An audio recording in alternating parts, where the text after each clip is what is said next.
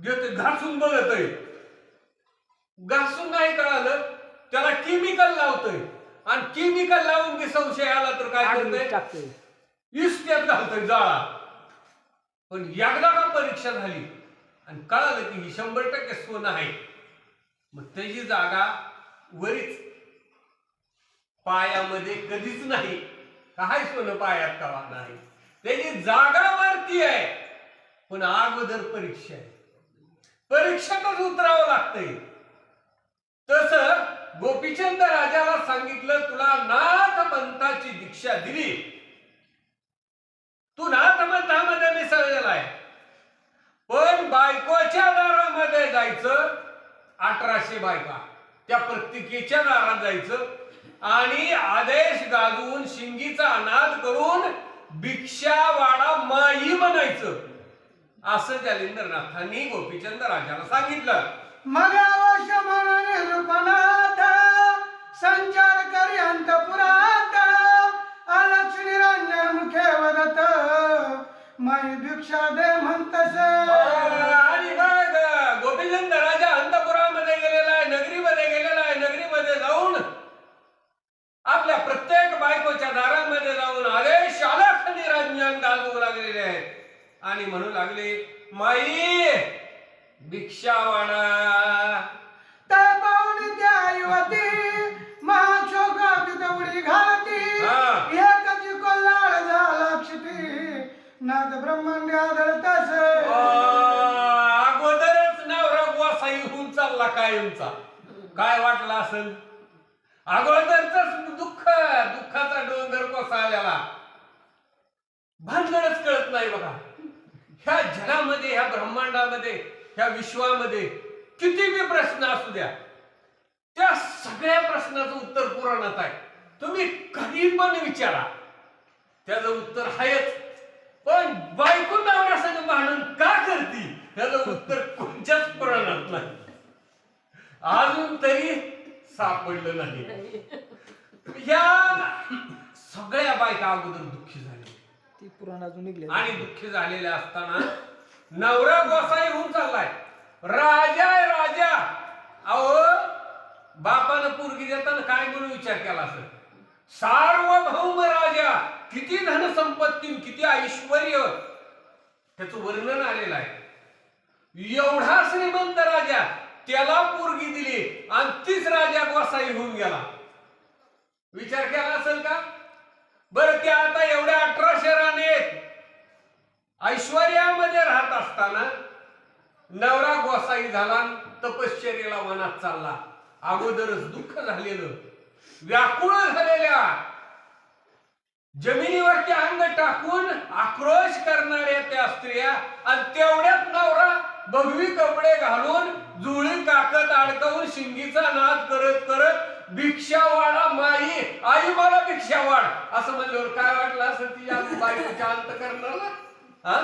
आणि मग कोलाहल चालू झाला, आक्रोश करू लागल्या आणि त्याचा आवाज आकाशापर्यंत घुमू लागला. एक हाते तोडती केशात, एक मृतिका घालती मुखात, एक म्हणे दाई दिशावस दिसत दाई विभाग झाला ने. काही गोपीचंद राजाच्या बायका हे केस लुचू लागलेले आहेत, केसाला हिसके देऊ लागलेले आहेत. कुणी कुणी माती घेऊन तोंडामध्ये टाकू लागलेले आहेत आणि कुणी कुणी म्हणू लागल्या आमचा नाथ गोसाई होऊन चालला, दाही दिशा आता ओस पडल्या. एक धुळी कलवळती, एक उठून पुन्हा पडती, एक हृदय पिटवणी असती आदळती मस्तके. जमिनीवरती अंग टाकून कुणी गडबड गडबड लुळू लागलेले आहेत, कुणी डोके जमिनीवरती आपटू लागलेले आहेत, पुन्हा उठू लागलेले आहेत, पुन्हा पडू लागलेले आहेत.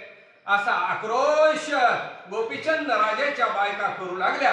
एक पावणी रायाचे स्वरूप म्हणती हा कैसा भूप, सविता रूपी झाला दीप खड्डतपणी दिसतसे. गोसाई झालेले आपल्या नवऱ्याला राजाला बघितलेला आणि त्या बायका म्हणू लागले आहा हा सूर्यासारखा तेजस्वी, पण सूर्याचा आज बारीक चमकणारा काजवा झाला म्हणले अशी अवस्था झाली. आहाराव वैवार नवा कैसा दिसतो दिन भाव मेरू मंदार सोडून सर्व मशक दृष्टी ठसावला. काय होता ऐश्वर्य संपन्न, ऐश्वर्याचा समुद्र, पण तू आज दीनवाणी झाला, व्याकुळ झाला, हीन झाला. मेरू मंदार पर्वतासारखा पण आज चिंतासारखा दिसू लागला. आहाराय हस्ते करुणा आभार्याच्या कवाटी धना आहा कक्षात झळी घालून मागे कणकण घरी. हाच राजा काय करायचा हो, असा राजवाड्यामध्ये बसायचा आणि जे याचक होते, जे भिक्षुक होते, त्यांना अपार धन असं दान करायचा, वाटायचा. आणि तोच एका एका कणासाठी काकेमध्ये झोळी घालून भिक्षा मागू लागला. ऐसे म्हणणे आरंभाती धरणी अंग टाकीती पुन्हा उठून यावं किती म्हणते आहा काय झाले. असं म्हणून जमिनीवरती धाडकन अंग टाकून देऊ लागल्या. कुणी लुळू लागलेल्या पुन्हा उठून गोपीचंद राजाकडे बघू लागल्या. आहा काय झालं असं म्हणू लागल्या. असं नृपदंत पुरांगणी आदेश निरंजन व देवानी मुख्य नायिका लुमावंती राणी रायापाशी पातली. त्याच वेळेला अशा पद्धतीनं आक्रोश चालू आहे. आणि असा आक्रोश चालू असताना जी मुख्य पट्ट राणी गोपीचंद राजाची लुमावंती, त्या लुमावंतीच्या महालाच्या समोर गोपीचंद राजा गेलेला आहे. मुखचंद्र गळे बोलून नैनी अश्रू अपार जीवाना राया लागी पाळा घालून वेष्टून या बोलती सगळ्या जणी जमा झाल्या आणि गोपीचंद राजाला चौकून घेरा घातला आणि घेरा घालून सगळ्या जणी राजाला बोलू लागल्या. तिच्या मार्गा चंपिका करती उठून येतात मागे समजती राजश्री अट्टास करती धाव घेते मागे लगबगा. सगळ्या स्त्रिया धावू लागलेल्या, धावत पळत आलेल्या आहेत. आणि गोपीचंद राजाच्या जवळ येऊन गोपीचंद राजाला आपल्या पतीला, नवऱ्याला काय बोलताय म्हणते राया असो कैशा घरून आले ईश्वर सत्यास पर्यत्याची रावण पूर्ण योगास संपादिजे महाराजा. काही स्त्रिया म्हणू लागलेले जाऊ द्या, आता तुम्ही दीक्षा घेतली का नाही नाथपंथाची, नाथपंथामध्ये तुम्ही मिसळ आता असू द्या, दैव योगानं घडायचं ते घडून गेलं, जाऊ द्या असू द्या, पण तुम्ही असं कुटुंबात ह्याच्यात जाऊ नका, नाथ म्हणून इथंच तुम्ही बसून राहावा. आम्हाला स्वरूप मांडुसा लपून कसा समयीसा आम्ही तुम्हाला दिसतो वस प्रणाविन शरीर जायचं. आम्हाला पोरक करू नका मुले, आम्हाला पोरक करू नका. आमच्या दरिद्र्याचं धन म्हणजे तुम्ही आहात, त्याच्यामुळं आम्हाला असं पोरक करून आणि सोडून जाऊ नका. आम्ही स्त्रिया कोटी परमानंद महिपाटी तरी आमची सबळ काठी टेका हरू नका. आम्ही कशा आहोत, तुमच्या स्त्रिया म्हणजे आम्ही आंधळे आहोत मुले, आणि आमच्या आंधळेची काठी म्हणजे तुम्हीच आहात, त्याच्यामुळं आंधळेची काठी काही रावण घेऊ नका. तरी त्याची योगाचे रावा आम्ही न चलू विषय भावा परितव स्वरूपाची ठेवा पाहुणी तो शांत करू की. आम्ही तुम्हाला अजिबात चालणार नाही तू, पण तुम्हाला नुसतं डोळ्यानं बघितलं तरी सुद्धा आमच्या मनाचं समाधान होईल. तुमचा छळ मात्र आम्ही अजिबात करणार नाही, पण तुम्ही योग धारण करून या राज्यातून दुसरीकडे जाऊ नका. जैसा जीर्ण कळतर परिमन वया वैभविस्वर छत्र केवी तव आश्रय सर्व पवित्र वैभव मंडनामाशी.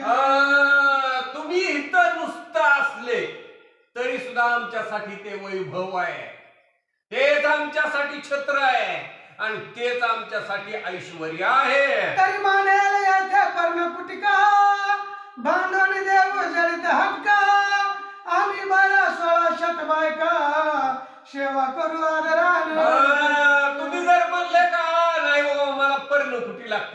आता मी नाथपंथी आहे तर तुम्हाला पानाची झोपडी बांधून देऊ, पर्णकुटी बांधून आम्ही ज्या सगळ्या तुमच्या बायका आहेत त्या 1200 1600 1800 बायका तुमची अहोरात्र सेवा करू. सुवर्ण शिंग देव म्हणून आणि रत्नविकी शैल्या परिधानून कनकचिरी कंठ घालून हे सुख संपन्न भोगावे. हे महाराज, हे स्वामी पतिदेवा, ही काय शिंगीन शेवीन कुबडीन फावडीन असले लाकडाचं नाहीये. अहो आम्ही सोनाराला बनवून घेऊ, चांगला कारागीर सोनार, त्याच्याकडून शिंगी शेवी कुबडी फावडी सगळं तयार करून घेऊ. हिथं ऐश्वर्यामध्ये महाराज म्हणले म्हणजे महाराज काय असं तसं नाही, हाय फाय गाडीत असला पाहिजे. अशा पद्धतीनं ही सगळं सोन्याचा अलंकार आम्ही तुम्हाला ही भूषण देऊ, मात्र तुम्ही इथंच राहा. मुक्त रत्न हिरे आणि का संगीत करुणे हाटकी देखा त्या भूषण मुद्रा लौकिक हे सुख संपन्न भोगावे. सोनं आहे, हिरे माणिक आहेत, पाचू आहेत, आणि कर्ण मुद्रिका तर कशा, अहो 52 कशी सोन्याच्या, एवढ्या आम्ही करून घेऊ. कनकाची तेज विपुल शैली शाला दुशाल शुकारा संडोनी मृग छाल हे सुख संपन्न भोगावे. कुठे हरणाचं कातडं ही काय बघत बसला हो? अहो इथं मौल्यवान अशी जे वस्त्र आहेत, जे अलंकार आहेत, त्याच सुख आम्ही तुम्हाला देऊ. लोण तिवास मंचक सुगम गाणी तोष गाते गुलमा तरी भस्म सन्निधान हे सुख संपन्न भोगावे. लोड गाजे तक्के तुम्हाला जे पाहिजे ते ह्या पर्णकुटीमध्ये आणून देऊ, आणि इथंच सुखानं तुम्ही योग धारण करा.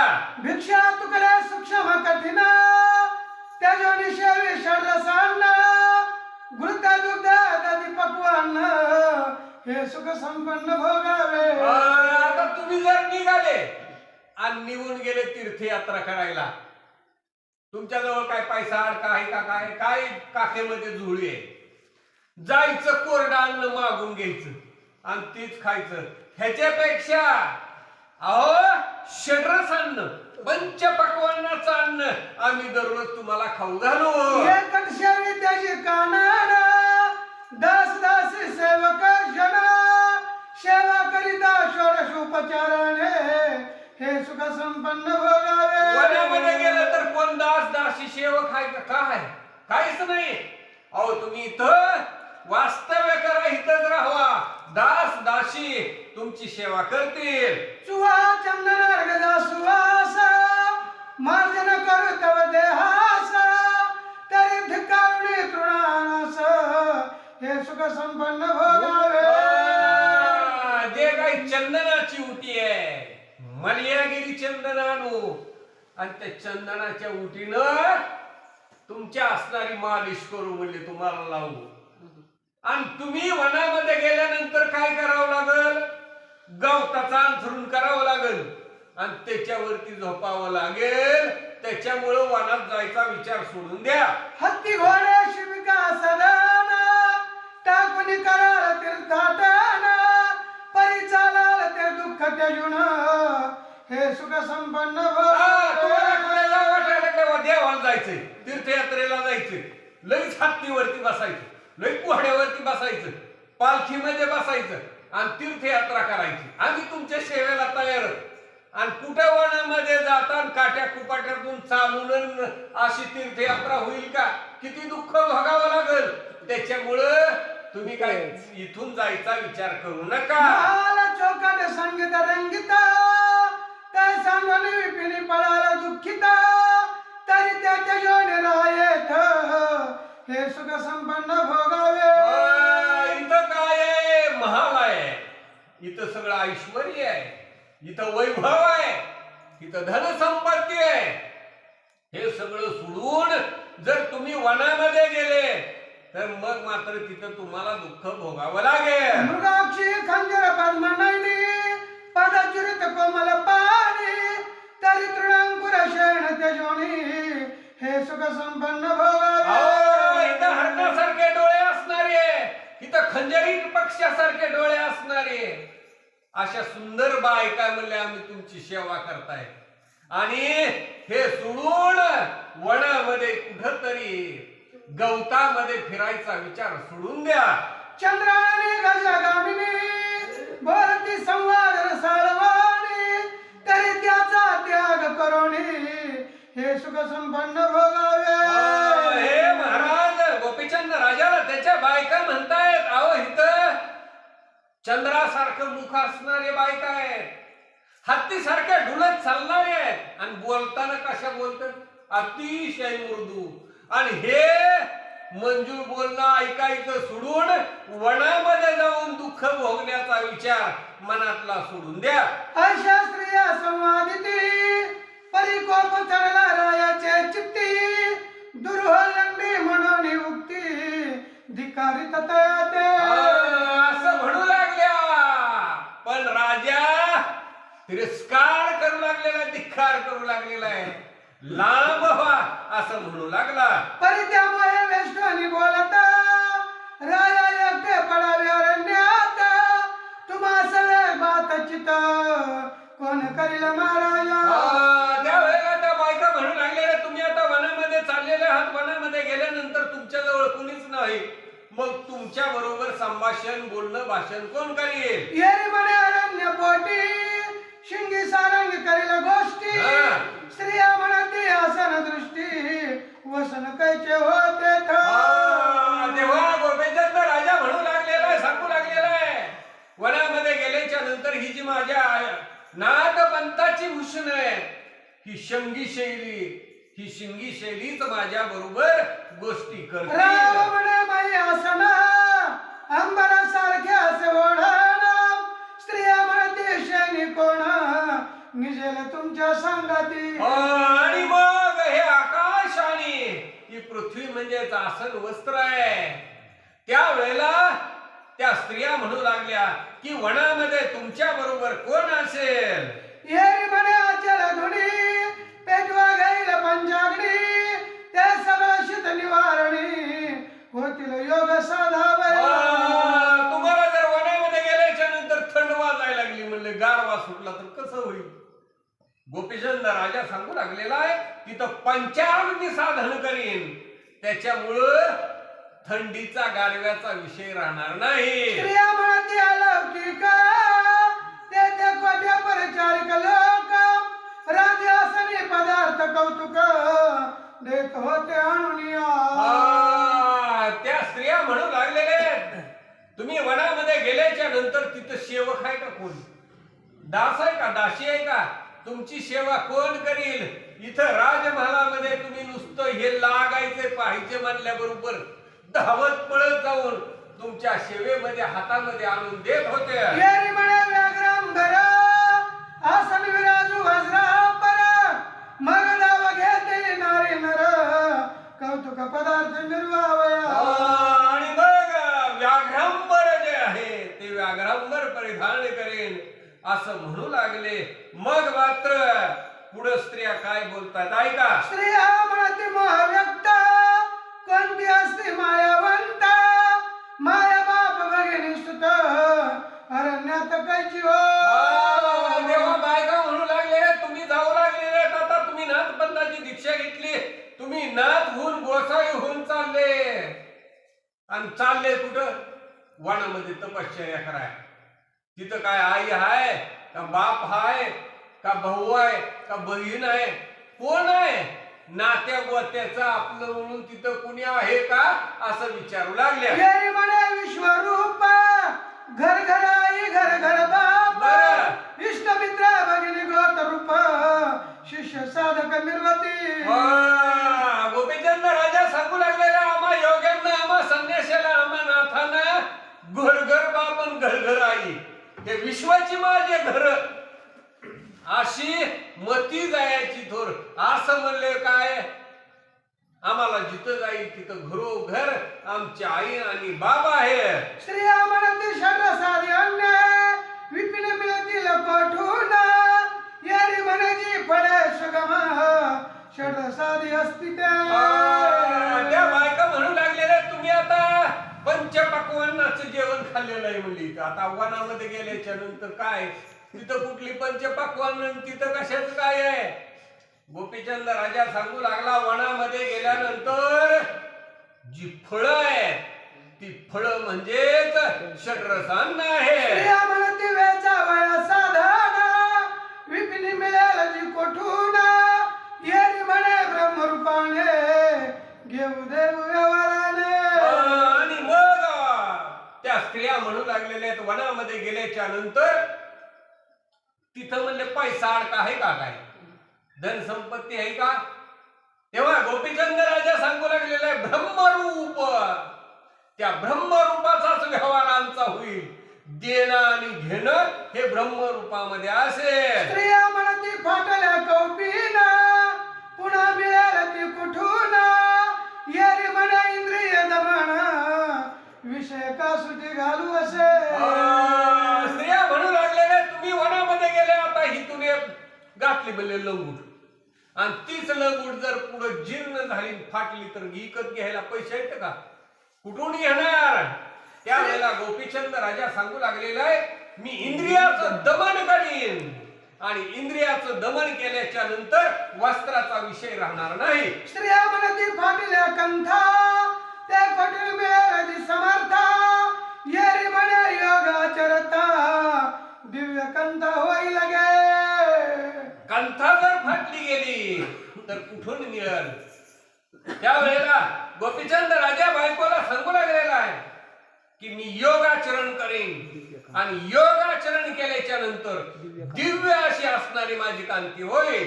स्त्रिया म्हणती शिंगी सारंगी फुटून गेली अप्रसंगी मग गोष्टी करावयाच्या तरंगी कोण कोण आहे तुम्हापाशी.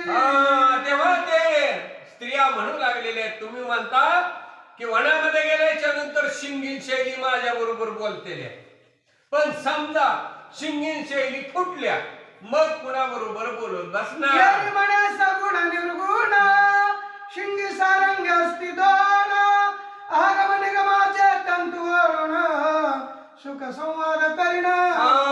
त्यावेळेला गोपीचंदाने सांगितलेलं आहे सगुण आणि निर्गुण. सगुण निर्गुण एकू गोविंदू रे. सगुण आणि निर्गुण रूपामध्ये आणि तेच सुख संपन्न भोगलं जाईल. स्त्रिया म्हणती कुबडी फावडी जीर्ण झाली लागती देशोधडी मग सुक्षायनी निद्रा पवडी कोण संगीन करील.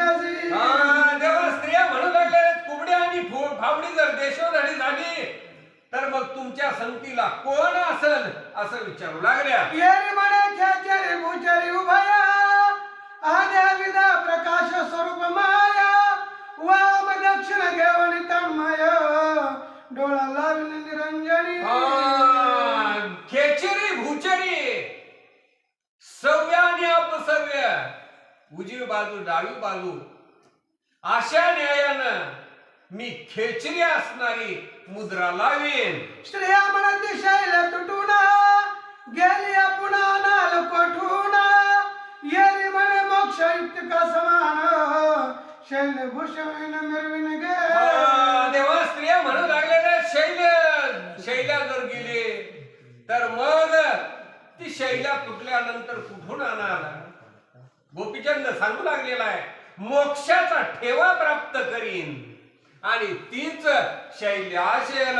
स्त्रिया म्हणती कर्ण मुद्रिका हर कोणी गेला नरपाळका मग काय करशील वनिते का नाथ पंथी मिरवावया. नाथपंथाचं भूषण काय आहे कानफाडी म्हणले.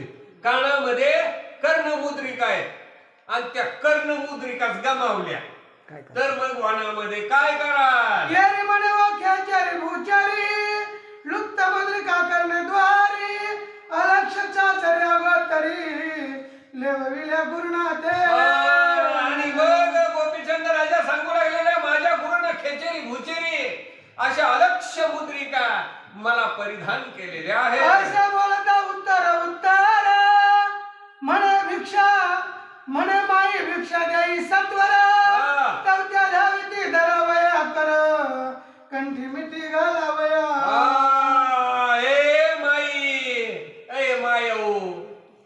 भिक्षा वाढा, मला उशीर व्हायला लागलाय असं म्हटल्यानंतर त्या गोपीचंद राजाला आपल्या नवऱ्याला मिठी घालण्यासाठी धावत पळत जाऊ लागल्या. आशाचा चालला गुण निगुती दृष्टी पावनी अनुपनात कुबडी फावडी उगारित दूर होईलंदी म्हणत असे गुण बघितले आणि मग कुबडी फावरी उगारली गेलेली आहे आणि हे दूर हो असं म्हणून धिक्कार करू लागले. ते गुप्त पावनी महिनावती सिद्धार्थांना घेवनी हाती शीघ्र येवनी पुत्राप्रती म्हणे भिक्षा घे नाथ.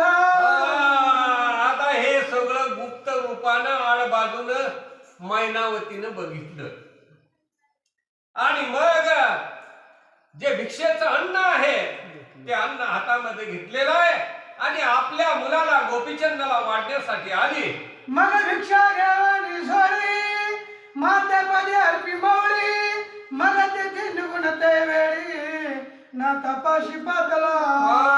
आणि मग तेच अन्न झोळीमध्ये ठेवलेलं आहे.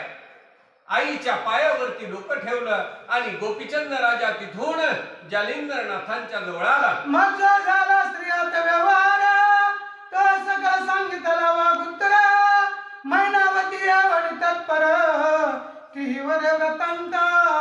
आणि मग स्त्रियांच्या मध्ये अंतपुरामध्ये गेल्यानंतर काय झालं, नगरीमध्ये काय घडलं हे सर्व सांगितलं. त्याच वेळेला मैनावती आलेली आहे आणि तिनंही सर्व वृत्तांत जालिंदरनाथांना सांगितलं. असा व्रताचा वृत्तांत ऐका मान तुका अग्निनंदन. मग तिने रात्री रायाशी ठेवून बहुतार्थी उपदेशला. आणि मग मान हलवली गेलेली आहे, मान डोलावली गेलेली आहे. 3 रात्र 3 दिवस ठेवलं आणि गोपीचंदाला उपदेश केला. मग लुभावंतीचा उदर व्यक्त गोपीचंदाचा होता सुता मुक्तचंद नाम त्याचे राज्यासनी वाहिला. आणि मग लुभावंतीचा जो मुलगा मुक्तचंद त्या मुक्तचंदाला राजगादीवरती बसवलं, त्याला राजाभिषेक केला.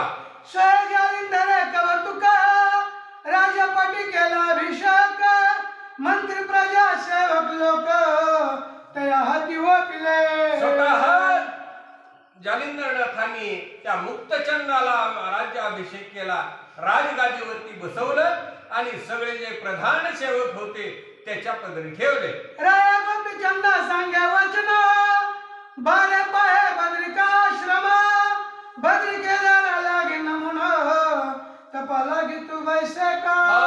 आणि मग गोपीचंद राजाला जालिंदरनाथांनी सांगितलं तू आता बद्रिकाश्रमामध्ये जा आणि बद्रिकाश्रमामध्ये जाऊन त्या बद्रिकाश्रमात तपश्चर्या कर असं सांगितलं. लोहकंटकी चरण अंगुष्ट देवनी तपाचे दावी कष्ट द्वादश वर्ष नेम स्पष्ट एकाग्री रक्षावा. लोखंडाच्या खेळावरती डाव्या पायाचा अंगठा ठेवायचा आणि 12 वर्ष घोर अशी तपश्चर्या करायची असा नियम सांगितला. ऐसा सांगून तयाते मग प्रजा लोक आधी समजते निघाले रायासी बोलावयाते कानिपा सुद्धा जालिंदर. आणि मग सगळेजण जालिंदर या गोपीचंद राजाला वाट लावण्यासाठी जालिंदरनाथ कानिपनाथ सर्व प्रजा निघाली. परिप्रजाचे लोक शोक करती राया गोपीचंदाचे गुण आठवती नेत्री ढाळून अश्रुपाती रुदन करीत अट्टहास. सर्व प्रजा निघालेले गोपीचंद राजाला वाट लावण्यासाठी जालिंदरनाथ कानिपनाथ निघालेले आहेत. पण सगळे जे प्रजेचे लोक आहेत राजाचे गुण आठवण करून रडू लागले. म्हणते हा सांगो काही नृपनवे होती आमची आई पक्षाखाली सकळमयी शंभुकी तसे महाराज. त्यावेळेला सगळी जी प्रजा आहे ती प्रजा सगळेजण म्हणू लागले हा राजा नव्हता, ही आमची आई होती. आता आईचीच उपमा कशी दिली बघा बरं. किती वेळा ओळीमध्ये निघाला पण ती आमची माय होती, आमची आई होती, आमची पक्षाची आई होती, आमची वासराची आई होती. आई एकदा श्रीकृष्ण भगवंताला रुक्मिणी मातेने सांगितलं, म्हणली मी भीमदादाला बोलवले आपल्या घरी जेवायला. ते म्हणले आता मेली तू, तुझं काही खरं नाही. म्हणजे पुरणपोळीचा स्वयंपाक करणार आहे आणि त्याला जीव घालणार आहे. श्रीकृष्ण भगवंत म्हणले रुक्मिणी तुझी मनगट मोडली. गाडीवर अन्न खाऊन बकासुराला मारलेला आणि त्याला तो जेवाया बोलवले. रुक्मिणी माता म्हणली अहो तुम्ही ब्रह्मांडाचं मालक, मी ब्रह्मांडाची मालकीन, आणि आपल्या घरी जेवायला जर असं म्हणलं तर कसं होईल. बरं म्हणले कळेल तुला. रुक्मिणी मातेनं पहाटच उठून पोळ्या लाटायला सुरुवात केली आणि टोपली भरून ठेवली. खाऊ नये म्हणले काय खायचं ते. भीमदादा आले जेवायला बसले. आलं टोपलं की गडप, आलं टोपलं की गडप, आलं टोपलं की गडप. रुक्मिणी मातेनं श्रीकृष्ण भगवंताकडे बघितलं. त्यांनी खुणविलं म्हणले तुला सांगितलं होतं का नाही त्याला बोलवू नको. अहो म्हणले आता तुम्ही ब्रह्मांडाचे मालक, मी ब्रह्मांडाची मालकीन, आपल्या घरी आलेल्या पाहुण्याला जेवाया कमी पडलं किती आबरू जाईल. पुराण आपलं वर्णन करते ती 18 पुराण, वेदशास्त्र आपलं वर्णन करते ती. आपल्याच घरी कमी पडल्यावर कसं. त्यांनी सांगितलं इकडे, मग कानात सांगितलं. पुन्हा रुक्मिणी माता गेली आणि जेवायला वाढायला लागली. मग भीमदादाला सांगितलं एक घास वाढला, हा घास देवाच्या नावचा खाल्ला, हा घास ऋषींच्या नावचा खाल्ला, आणि पुन्हा एक घास वाढला, हा कुंती मातेच्या नावचा. घास खाल्ल्यावर टाळ करून टेकून रुक्मिणी माता म्हणजे एवढा माझा मान करी एक पोळी, तुम्हाला उलटी होईल बघा, आता मला लय पोट भरली. जास्त आईचा आशीर्वाद, आईची माया, आईचं प्रेम, त्याच्यामुळं आई हा शब्द किती ताकद असते याची. वैशाख महिना असावा, ऊन, मग माणूस काय करतं, कुठं जार बघत आहे, कुठं पाण्याच्या बाटल्या बघतोय, कुठं डियारा बघतोय काय. पण एवढ्यामध्ये रस्त्याने चाललेली आई असावी, बारकं लेकरू असावं काकला, नुसता पदरावरून टाकला की आतून हसत आहे ती वर्ग. म्हणजे सगळ्या जगाला त्रास देणारा तो सूर्य सुद्धा कुठं नमतो, आईच्या पदराखाली. एवढी ताकद त्याच्यामध्ये असते. म्हणून हे जे सगळे प्रजाजन आहेत, आई होते हो, आमची आई होते म्हणले, आणि ती आई निघून चालली. हा राजा नव्हता, आईने जसं लेकराचं संगोपन करावं आणि तशा पद्धतीने आमचं पालन करणारा राजा होता. म्हणून सगळी प्रजा रडू लागली. असे वर्णवी दयाचे गुण अग्रंथी प्रजाजन, पर्यंता पुरे करा विघ्न, शोक मंदार खोचला. अशा पद्धतीनं वर्णन करू लागलेले, गुण वर्णन कले लागलेले आहेत. सगळे जण दुःखामध्ये आणि वाट लावायला निघाले. तृणपाषाणादी तरु पक्षी पशु जाती अपारू, राया कृपा करिता समग्रू, शोकाकुलित मिरवले. किती दुःख झालं, किती दुःख झालं. तिथली झाडं वेली, दगड सुद्धा शोकाकुलित झाले. एक वातावरण सगळं भारावून गेलेलं आहे. आपला हा सार्वभौम राजा आईने जसं लेकराचं पालन पोषण करावं, असं जनतेचं, सगळ्या राज्याचं पालन पोषण करणारा तो नाथ होऊन चालला. म्हणून सगळे दुःखी झाले. एक कोस बोलवून समस्तानिले अग्निनंदन, जेतील त्या संभकुण आश्वासित सकळाशी. अगोदरच्या काळामध्ये वाट लावायला जायची पद्धत होती. माणसं कुणी 20 पर्यंत जायचं. पहिले तर बैलगाड्या असायच्या बघा. मग बैलगाड्यातून जर मुलगी नांदाय चाललेली असली का, लांब पर्यंत, आता झोपडपट्टी का टाकी, तिथपर्यंत गाडी जाईपर्यंत उतारा होता मारुतीच्या तिथं, आणि त्या उताराला आई उभा राहायची आणि हात वर करायची. जोपर्यंत दिसतंय तोवर पोरगी हात वर करायची, आईला म्हणायची जा जा जा. पण आई तिथंच उभा हो. आणि ज्या वेळेला दिसनाशी झाली गाडी, मग जड अंतकरणानं आई माघारी फिरायची. असं दृश्य बघायला मिळायचं. लहानपणी हे 100% बघायलाच मिळायचं. आता वाट लावायचा विषयच राहिला. 4 चाकी दारात बसा की निघा. ते निघाला की ही माघारी फिरला. एक कोस अंतरापर्यंत पाहुण्याला पण असंच वाट लावायला जायचं लांब पर्यंत. मग त्या पाहुण्याला म्हणायचं जातो आता मी जातो जावा माघारी जावा. तसंच त्यानं त्याच्या बरोबर जायचं कुठवर कोस 2 पर्यंत 1 कोसापर्यंत तरी जायचंच. नाही म्हणलं तरी आता रेल्वेला माणूस चालला म्हणलं तरी झोपडपट्टीपर्यंत तरी त्या पाहुण्याला वाट लावायला जायचं. अशा पद्धतीनं 1 कोस पर्यंत सगळेजण गोपीचंद राजाला वाट लावायला गेले. मग जालिंदरनाथांनी सांगितलं सगळेजण आता माघारी चला. सगळ्यांना नगरीमध्ये आणलं, सगळ्यांना बोध केला. पुढे काय झालाय का परिराया जाता ठाई ठाई धावणी पाता उंच मही म्हणती सोडून गेली साई कधी भेटशी माघारा. धावून कोणी माडीवरती चढायला लागलं, कोणी डोंगरावरती आणि म्हणू लागले आमची आई गेली रे, कधी माघारी येशील, कधी भेट देशील असं म्हणू लागले. घडी घडी ऊर्ध्वदृष्टी करून पातिरायाचे सदना कोणी मागे जाती लावून पाहून वदन येतात. कुणी पळत जातोय. एकदा बघू बोलले आता आपला राजा जोगी होऊन चालला, आता बघायला नाही मिळणार. मग जायचं तोंड बघायचं आणि पुन्हा माघारी फिरायचं असं करू लागले. ऐसा राजा जाता 2 कोस मग सगळं मिळवले एक निराश मग मागे उलट आणि संभारास ग्राम माझी संचरले.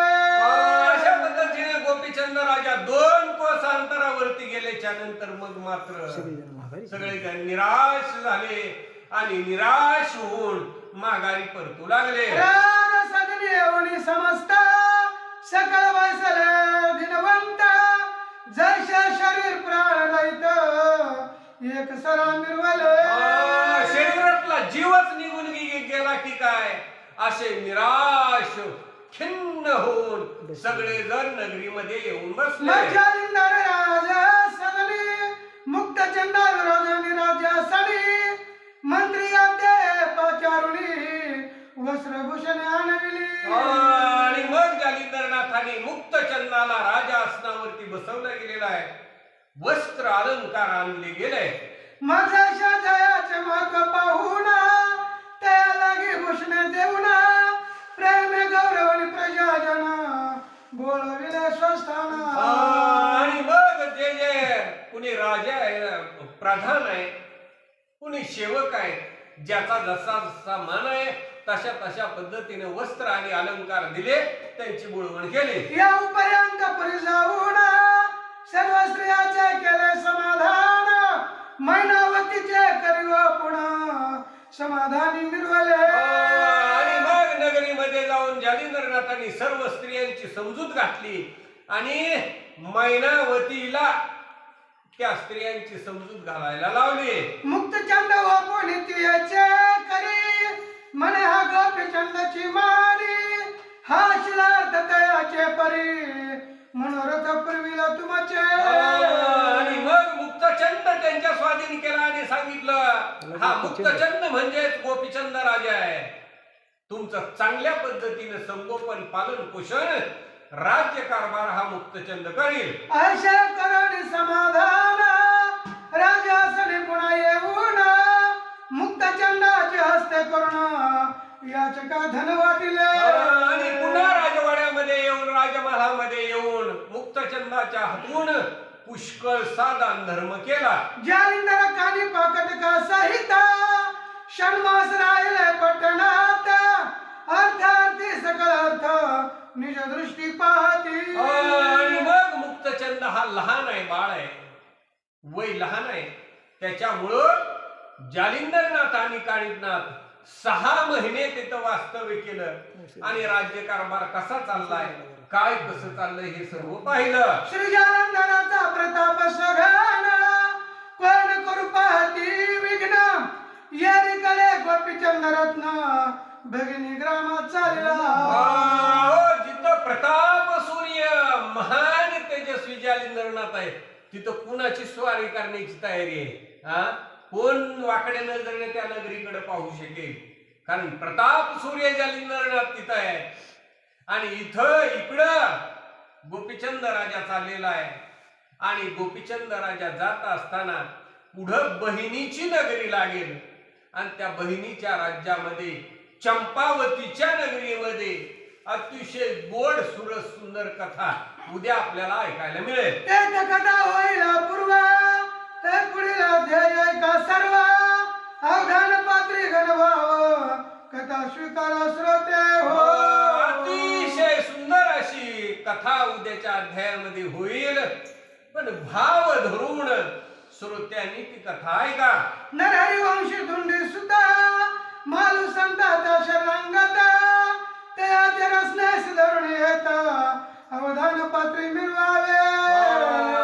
नरहरीच्या वंशामध्ये जन्माला आलेला धोंडीचा मुलगा मालू ग्रंथ करते सांगतात की श्रोत्यांनी या कथेसाठी अवदान द्यावं. शास्त्री श्री भक्ती कथा सार समत गोरक्ष कवे किमियागार सदा परिसद भव चतुर सप्तदशोध्याय गोळा. श्रीकृष्णार्पणमस्तु. कुंडली भगवते हरी बोल. श्री ज्ञानदेव तुकाराम